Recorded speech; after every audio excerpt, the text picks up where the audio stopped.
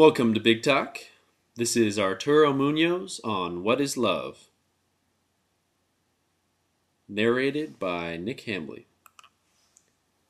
There is a scene in Plato in which Socrates and some friends get together at Agathon's house for a small party.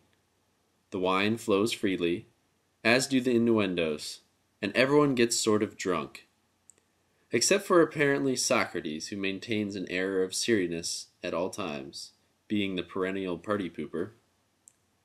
Well, the question of what the nature of love is comes up, and different responses are given, in turn by Phaedrus, Aristophanes, and Agathon, amongst others, and finally by Socrates himself, who, after demolishing everyone else's argument in the characteristic fashion that ultimately got him killed for being such a bother, deigns to speak.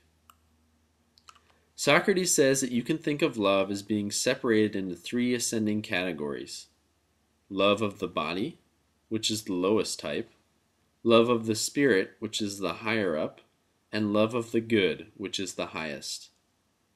Being college students, and having hosted parties perhaps similar in style to the one that Socrates attended, although probably different in content since we don't have Socrates or insert playwright's name here or there, we're probably pretty familiar with what Socrates meant by love of the body. I am not an ancient philosophy expert, it is probably my weakest suit, but I want to say that by love of the body, Socrates meant a love of physical forms, something that we might today call sexual attraction, although the word eros is more complex. Someone who loves the body might think that loving someone means having lots of sex.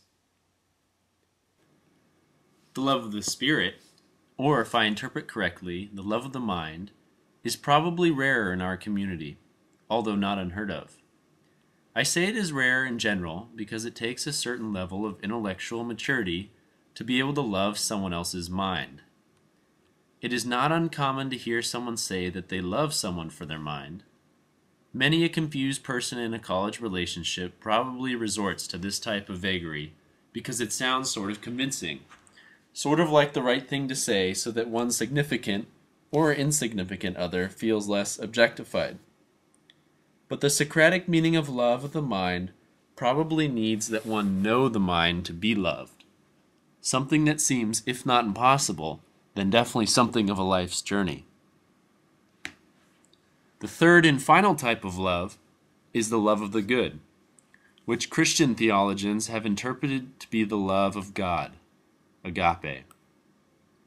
It is difficult to know exactly what this means since the concept is completely abstract. I think the best way to visualize it is that whoever loves the good loves things as and in the way they truly are. Plato, via Socrates, says that all things participate in the good, which is the highest form. Thus, to love the good is in a sense to love everything, or to love that in which everything participates most highly. This doesn't quite answer what is love, in my opinion. It simply disambiguates what we mean by love, so that we can be sure that we are talking about the same thing.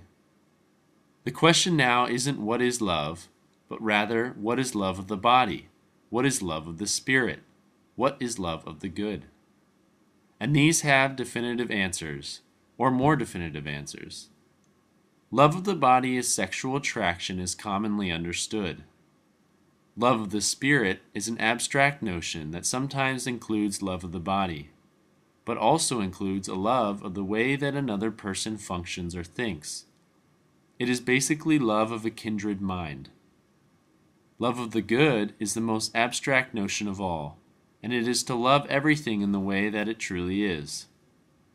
Now, anyone who has been paying attention will notice that the word love occurs in the explanations. Call it a virtuous circle. Thank you. Go to betweenaduck.com and into our forum to post your thoughts on Arturo's and many others' responses to this month's question, what is love? Until next time.